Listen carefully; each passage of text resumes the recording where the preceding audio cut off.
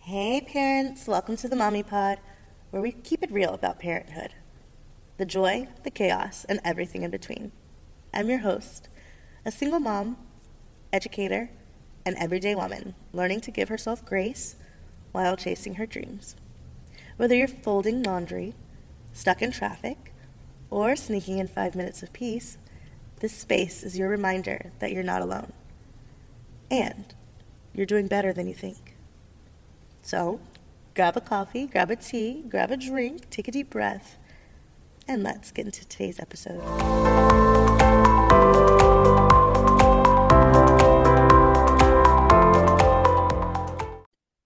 And if I say anything wrong in your intro, just let me know. You won't. You've got this. All right, thank you. Hi, everyone. Welcome back to the Mommy Pod, where we have honest conversations about parenting, healing, mental health, relationships, and learning how to bend without breaking. Today, we're talking about something so many parents quietly carry, and that's anxiety and the constant pressure of everything we think we should be doing. Yes, let's read that again. Today, we're talking about something so many parents carry quietly: anxiety and the constant pressure of everything we think we should be doing. My guest is Lindsay Weisner. Did I say your last name right? You did. Okay, great. Yep. A psychologist with 20 years of experience. She is a blogger for Psychology Today, the co-author of 10 Steps to Finding Happy, a guide to permanent satisfaction, and the co-host of two true crime podcasts, The Husband Did It and The Crimes of Long Island. And I have to tell you, I'm going to be turning on The Husband Did It on my way home today. As Nice. as a psychologist and a mother, Lindsay understands how quickly the responsibilities, fears, expectations, and opinions surrounding parenthood can begin to close in on us. Today, she is helping us separate what truly matters from the outside demands that make us feel like we are never doing enough. And we're talking about anxiety, asking for help, accepting that other people may say no, and remembering that that's okay. It's okay to not be okay in the moment because the moment will pass. Lindsay, welcome to the Mommy Pod. Thank you so much. And what a great intro. I couldn't have said it better myself. The moment will pass. Yeah. Great. Well, before we get into anxiety and motherhood, can you tell us a little bit about yourself beyond your professional career? Like, who is Lindsay when she's not working or writing or podcasting? Sure. I'm a mom. That's pretty much what I am. I am a mom of a 17-year-old boy and a 15-year-old girl.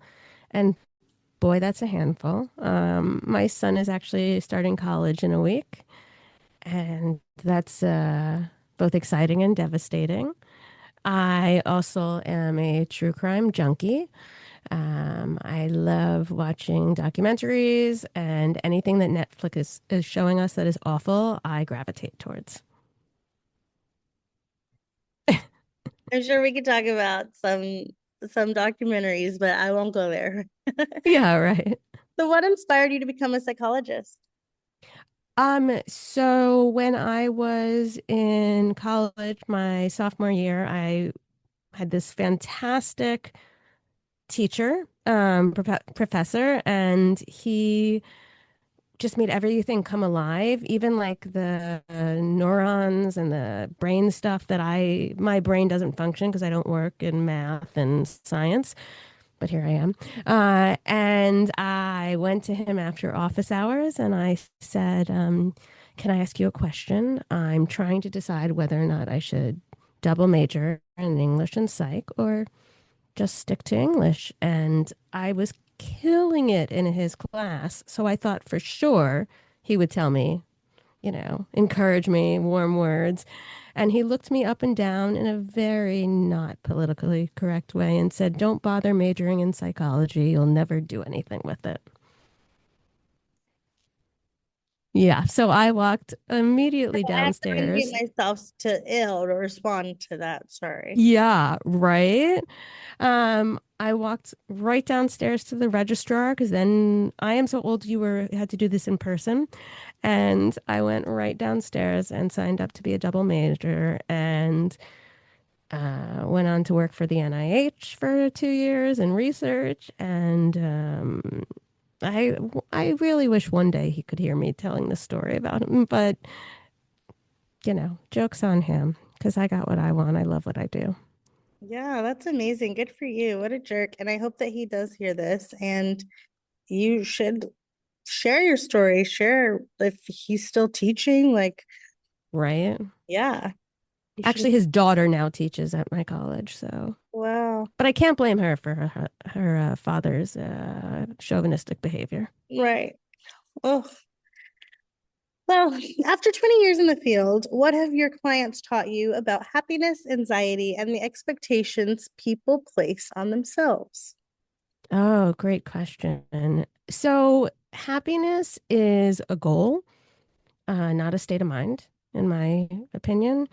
I think you have to work hard at it. And I think a lot of happiness is literally rooted in our brain and our neurotransmitters, our serotonin, our dopamine, our norepinephrine.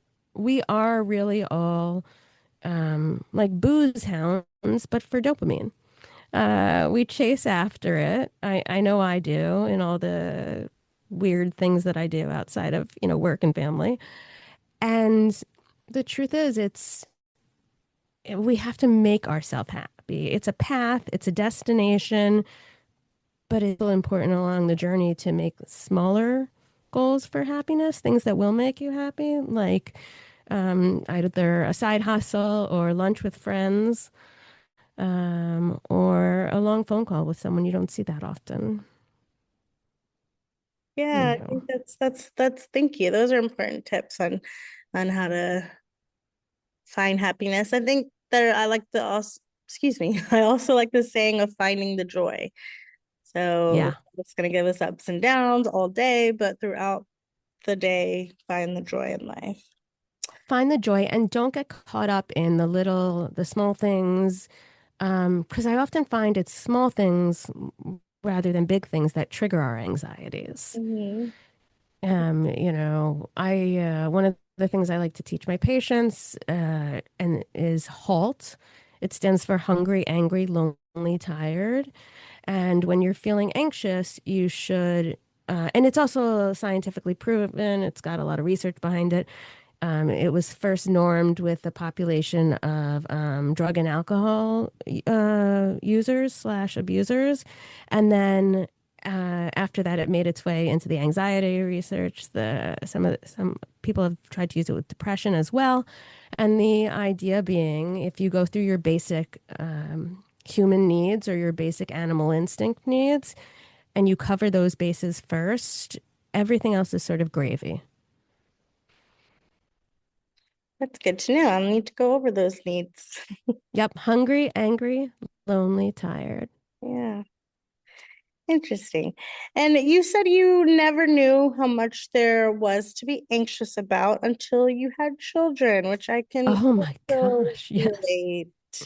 What Oh, I feel changed? so much better. Yeah, I feel so Yeah, much better than you can relate. yes, of course. So what changed for you after becoming a mother? I'm sure it was hormonal, but I suddenly became the biggest basket case I know. That's how I ended up specializing in anxiety because I needed help myself. And as I was on my own, learning path, I decided to share that with my patients. And so somehow along the years, this became my specialty. The first time I put my son on a school bus, I actually called after the driver. Don't forget, if there's a fire, you have to take him out of his seatbelt. Oh, Oh, right. okay. I was that crazy mother. A little reminder. Just a little reminder. Fortunately, my son was too young to be embarrassed, and my best friend, who was with me at the time, helping me get my kids off to where they needed to go, camps. She looked at me. She goes, "You need help." And she was right. So I went back to therapy, and I also started medications for my anxiety, and I'm really glad that I did. It's made me happier and it's helped me make other people happier. Hmm.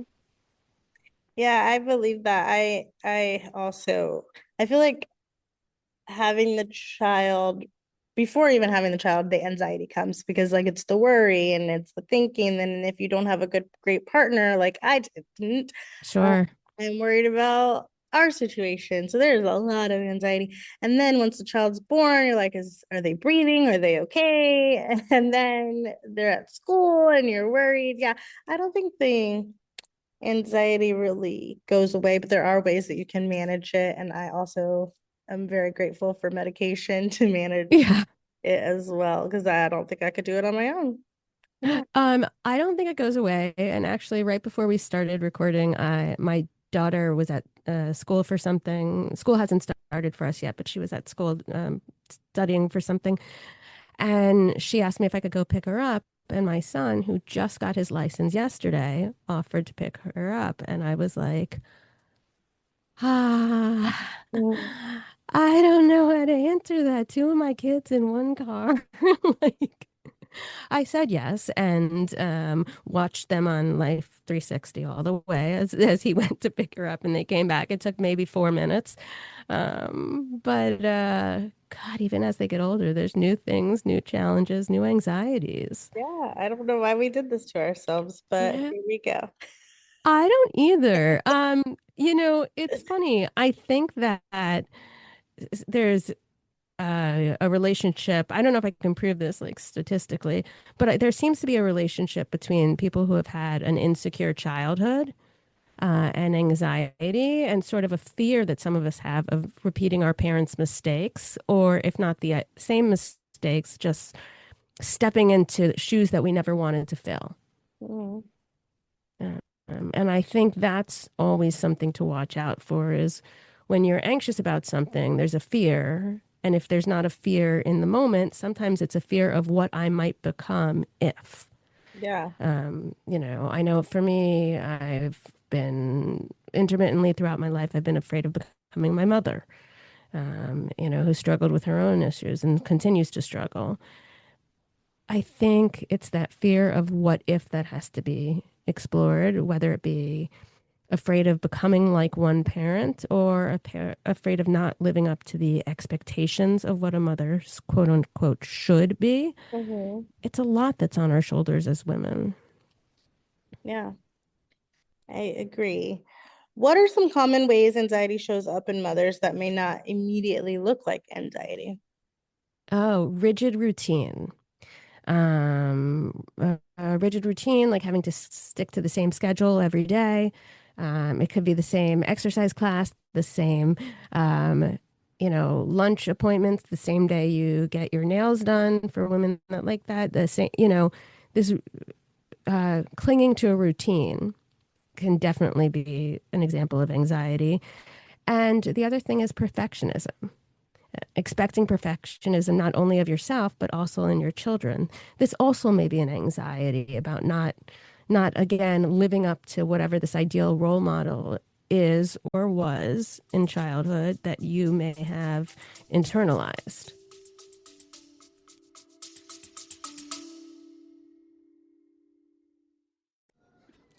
Have you ever wondered why certain routines, workouts, schedules, or productivity types just seem to work for everyone else, but they leave you exhausted? That's where the Integrated Living Human Design Program comes in. This program helps you understand how your energy naturally works, how you make decisions when you're most productive, and how to build routines that actually fit your life. And although it was created through the Mommy Pod community, this program is not just for moms. It's for moms, dads, single parents, co parents, caregivers, and anyone that feels like they're constantly trying to keep up with a life that wasn't designed around them. Inside this program, we explore human design, energy management, movement, nutrition, daily routines, and practical ways to reduce burnout and create more balance. Because being a good parent shouldn't require completely losing yourself. You don't need another routine telling you to wake up earlier or work harder. You need to understand when and how your body works best. Ready to stop forcing and start aligning? Explore the Integrated Living Human Design Program from the Mommy Pod and start building a life that works with you, not against you. the Mommy Pod, because we bend, but we do not break.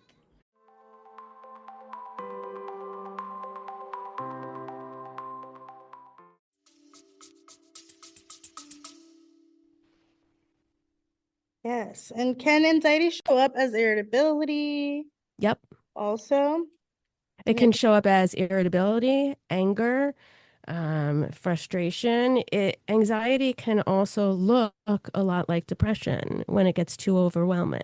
So tears can be anxious tears. Mhm. You just we struggle with trying to name our emotions, and it gets more complicated when we have children and we can't really parse apart what where our emotions start and theirs end. Yeah. Yes. And then what happens when a mother's nervous system remains in survival mode for too long? Oh, all of your hormones go crazy. It can result in hair loss. It can result in brittle nails. Um, it can result in obviously episodes of crying, screaming, irrational behavior or unexpected behavior, behavior that's not in your normal wheelhouse or out of your norm. Sometimes we'll do something drastically different in order to try to subconsciously fire up our serotonin, our dopamines, anything that can sort of make us feel again, whether that's happy or just feel something. And when that happens, you know you're sort of on the brink of that sort of postpartum depression that can pop up at any time, really, as a mom. I think we're all learning that it doesn't just um specific to postpartum anymore. Yeah, I think that we're learning that it lasts for a while. sure. I mean, everyone keeps checking in with me to find out how I am with my son going to college, and that's its own, I think that's its own sort of mourning of itself. And, sort of the irony of this, I don't know, this colossal climb of motherhood is that once you get used to something, everything changes. Yeah. Your child outgrows the phase, or there's new challenges ahead, or with my daughter, it's, she's dating. And, and that is its own nightmare too. Yeah. Tell her not to do that. I've tried. Her current boyfriend is very nice. I'm just keeping my fingers crossed for him that he survives her. Yeah. So, When you talk about the shoulds, what exactly yeah. do you mean? Sure. The shoulds, that's your super ego talking. So there's your id, which is your base animal instincts, like finding shelter, water, food. Love. Love is a base instinct also. We need that to procreate. Well, we don't technically need that to procreate, but as humans, we think we need that to procreate. Um, and then there's the superego, which is those are the shoulds, the things that you feel like society says you have to do. And that if you don't do that, you've failed to live up to some standard, uh, whether it be making enough money, driving some sort of a fancy car, um, being able to take your family out for a five-course meal, whatever it is in your area, in your social circle, those are the external pressures of the superego. And then the ego is basically a compromise between the things we think we should have or do or be, and then the things that we really need, and coming from the id. So shoulds will kick you in the butt. They really do. Well, I didn't know what kind of language we're doing for this show. So they'll kick you in the butt. It's fine. And they'll make you feel like a failure. They'll make you feel like you're not at the same place your peers are, or at the place that you dreamed you would be at, when you were 13, 15, 17, 21 years old. Um, those are those shoulds, and we should tell those shoulds to shut up, but it's tough because they're really ingrained in you from an early age, and they're often related to your caregivers and what your caregivers expected of you, whether it be literally things that they verbally said or something that was implied by the way they were living. Yeah. Yeah. Never thought about it that way. Yeah. I say should a lot, and then I wonder if, and then my son starts to say should. Okay. How old's your son, can I ask? 6. Okay. And it'll be things like, oh man, I should have taken the chicken out, or oh, I should have. It's always something that I could have done better and I should have.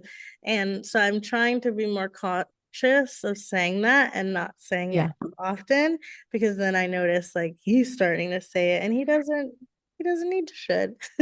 He doesn't need to should, but neither are you. And one thing for you to think about is where that's coming from, Mm-hmm. you Oh, I know, know. because, I know my family, okay. they were very like, if I didn't do things their way, it was wrong. Okay. So I think Yeah. that I still, yeah, I hear that. So that's a should. And it's a should that maybe sometimes we might want to give the finger to. Mm-hmm. You Yeah. know, we don't have to live, we're not in the same world that we were when, we were growing up or when our parents were younger.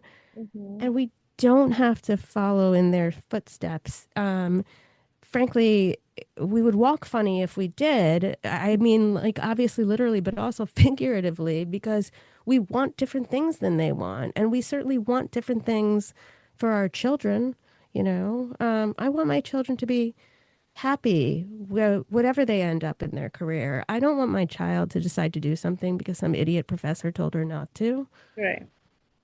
Yeah.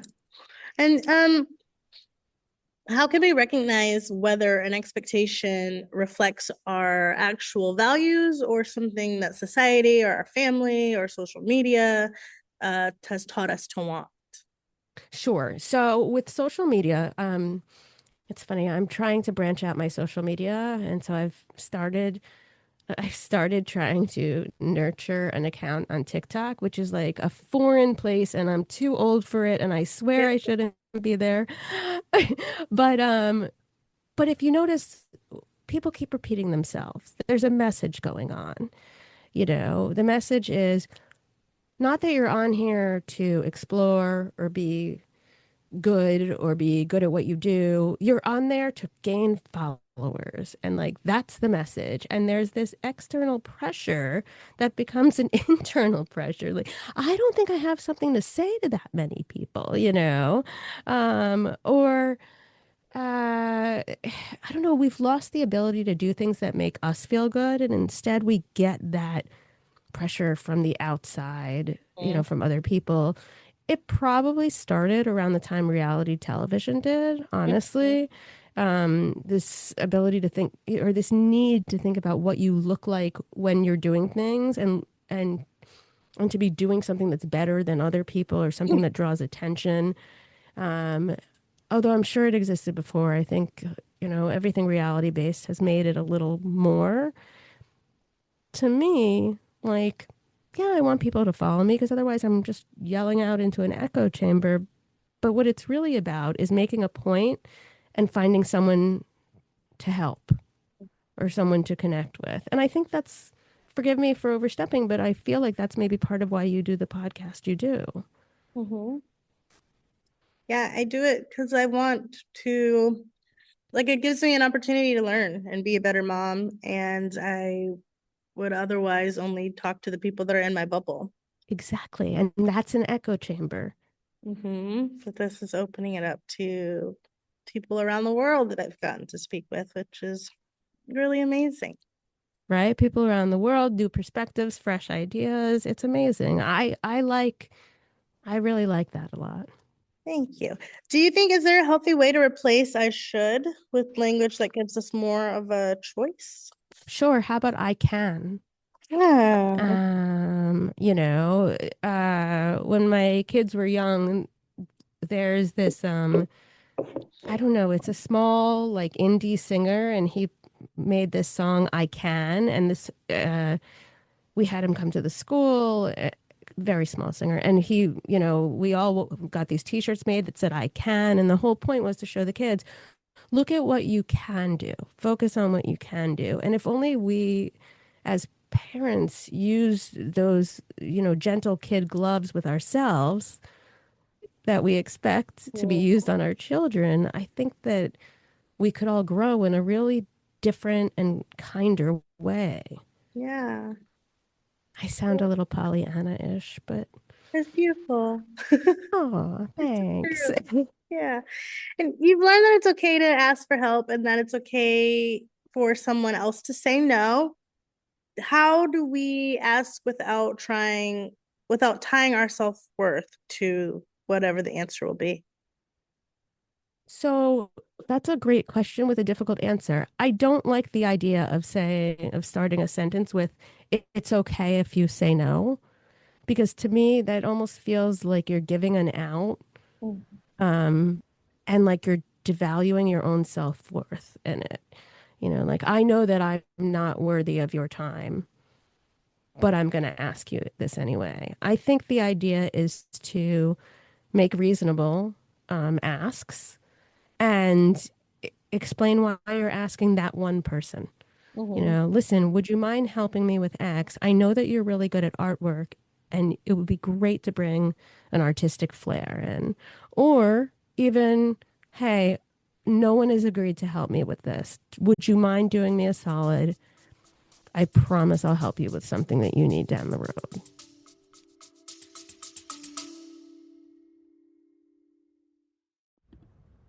Living with ADHD means cleaning and organizing can feel impossible, but it doesn't have to. My book, Living with ADHD Cleaning and Organizing, is built for real life with step by step systems, ADHD friendly routines, and realistic hacks. It helps you create calm in your space without the overwhelm.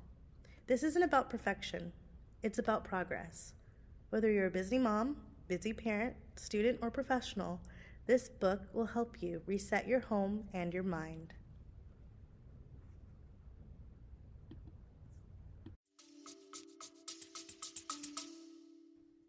Yeah, that makes sense. A little barter.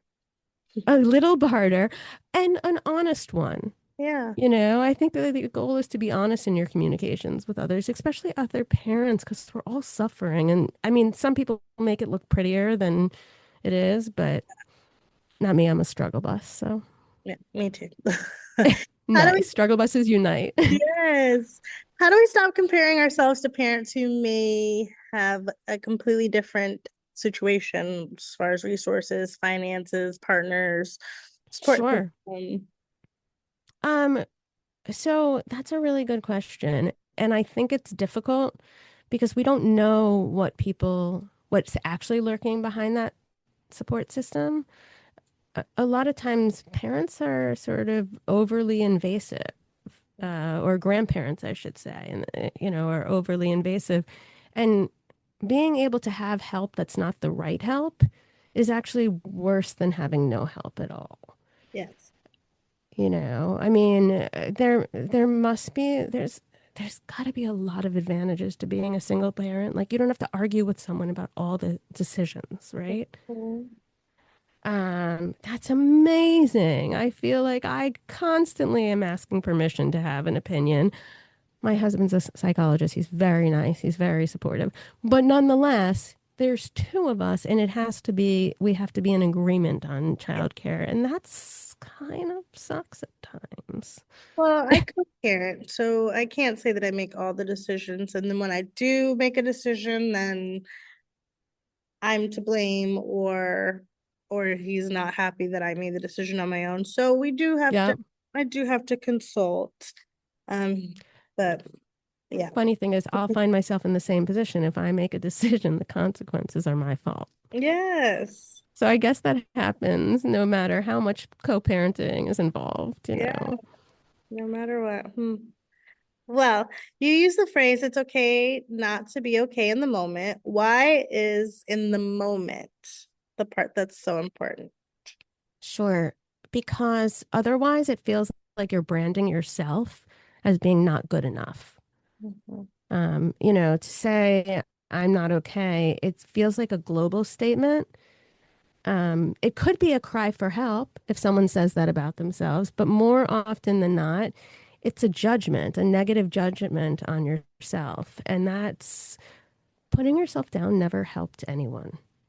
It just didn't. It makes you feel more insecure, more anxious, less capable. You know, it messes with your ego, with your self-esteem.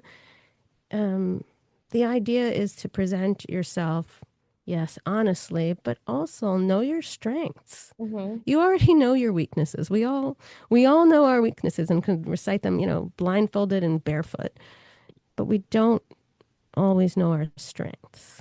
Agreed. Agreed.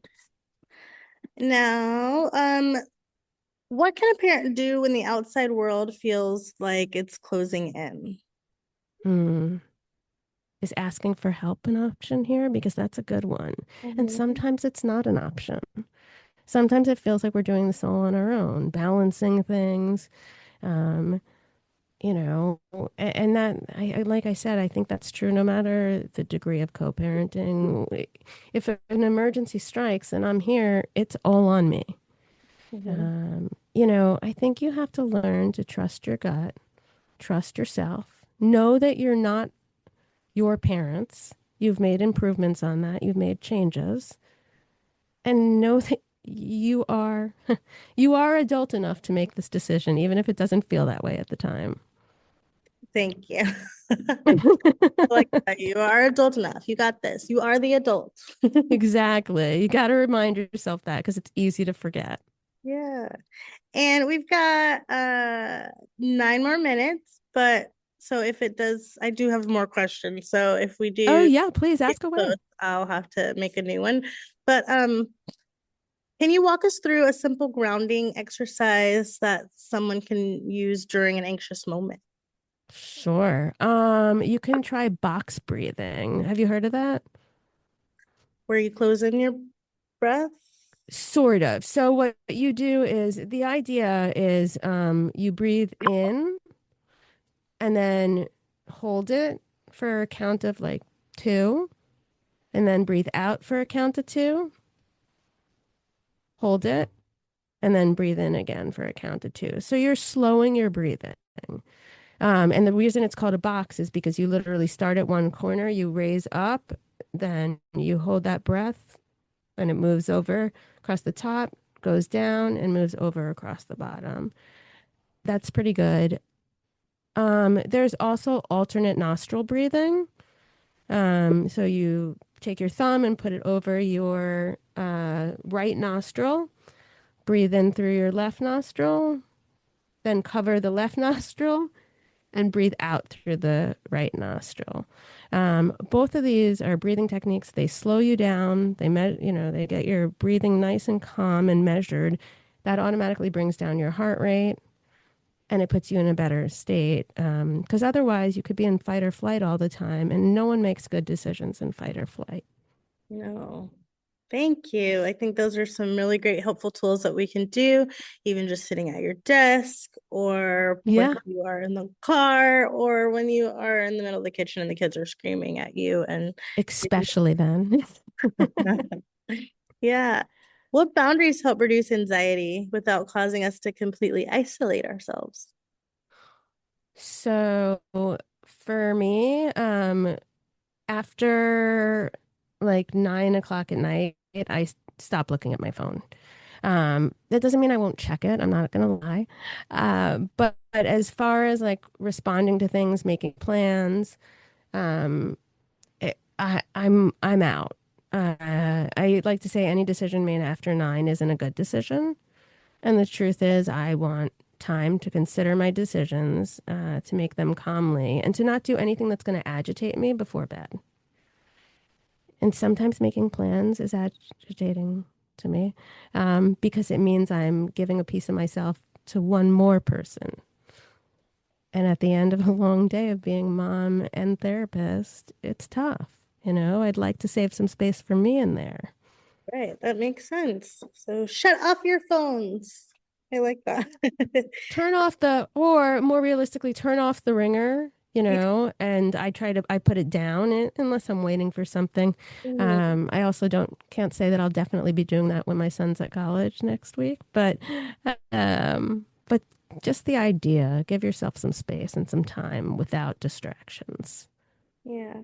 All right. And you've given us a lot of things to look out for and tools to use, but when should someone consider speaking with a mental health professional about their anxiety?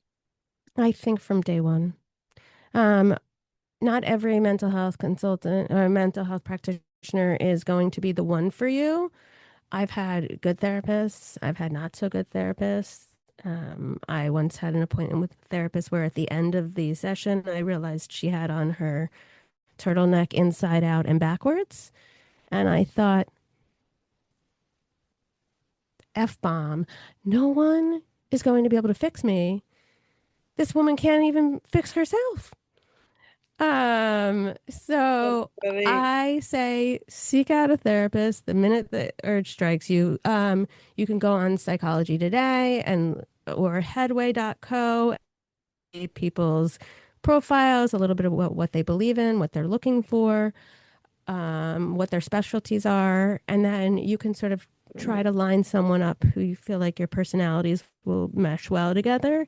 And if Mhm. you don't feel comfortable the first session, sure, try it again. If you don't feel comfortable with the second session, it's okay to say, listen, we're just not a match. Yeah.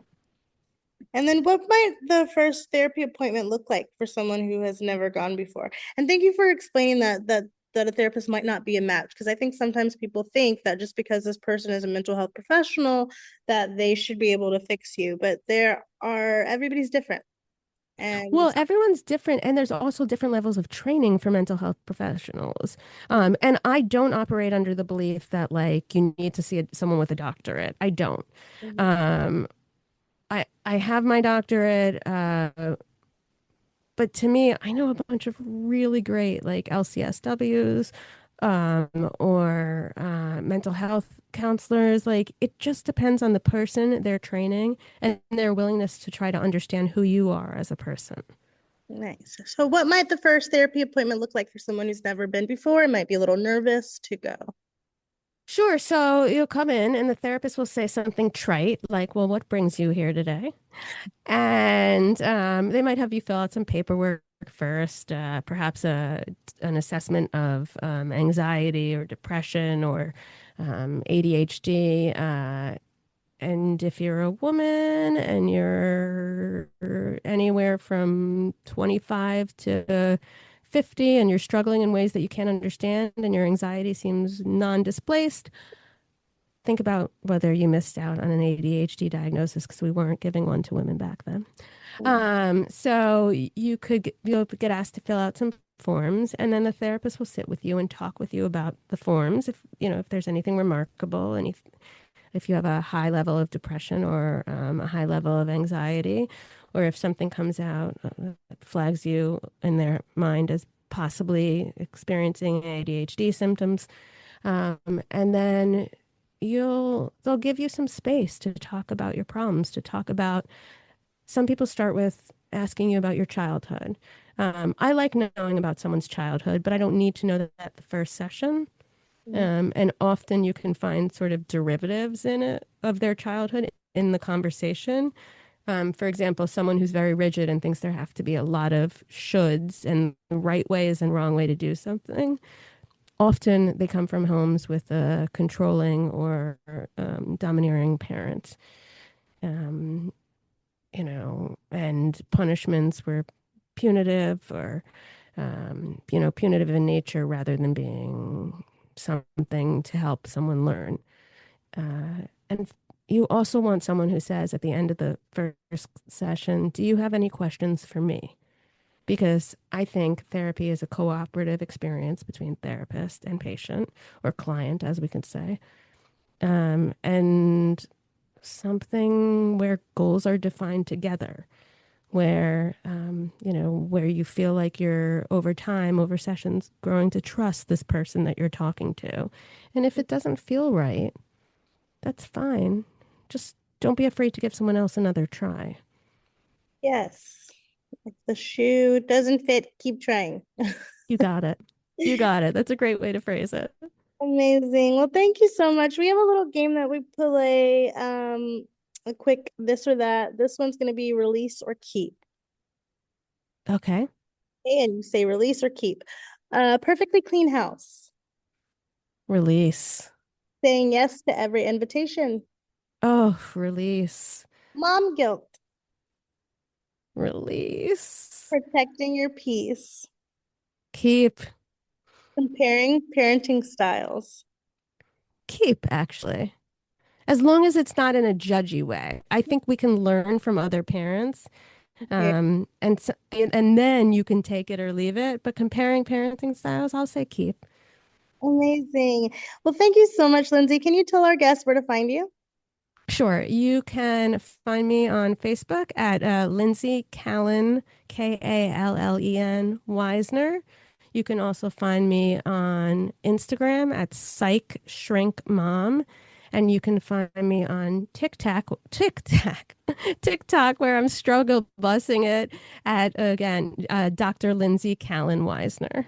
Amazing, Lindsay. I hope you come back and speak with us again. This was such a great conversation. We got cut off, but Lindsay, thank you so much for reminding us that we do not have to organize our entire lives around people's expectations. To everyone listening, you are allowed to ask for help. You are allowed to hear no without believing that you were wrong for asking. You are allowed to have a difficult moment without deciding that your entire life is falling apart. When you hear yourself saying, I should, pause and ask, is this what I truly want or value? Or is this an expectation that I've been carrying for someone else? You can connect with Lindsay on Instagram at psychshrinkmom. That's at PSYCH Shrink Mom, and learn more about her book, 10 Steps to Finding Happy, A Guide to Permanent Satisfaction. You can also hear her on The Husband Did It and Crimes of Long Island podcast. If this conversation gave you a little more room to breathe, please share it with another parent who may be carrying too many shoulds. And don't forget to follow the Mommy Pod, leave us a review, and visit themommypod.net for more episodes and more resources. Until next time, remember that it's okay not to be okay in this moment. The moment will pass. Because we bend, but we do not break. Before we go, I just want to say thank you. The Mommy Pod is built in the middle of real life. Work, kids, laundry, rebuilding, and dreaming. And every time you listen, share, or support what we create here, it truly matters. If this episode spoke to you, one of the best ways to keep this podcast going is by supporting our Mommy Pod products. From our children's books and activity books to our calming sprays and digital downloads designed for moms and parents and families. Everything you purchase goes directly back into keeping the show alive. And if you can't purchase right now, sharing this episode with another parent means just as much. Thank you for being here.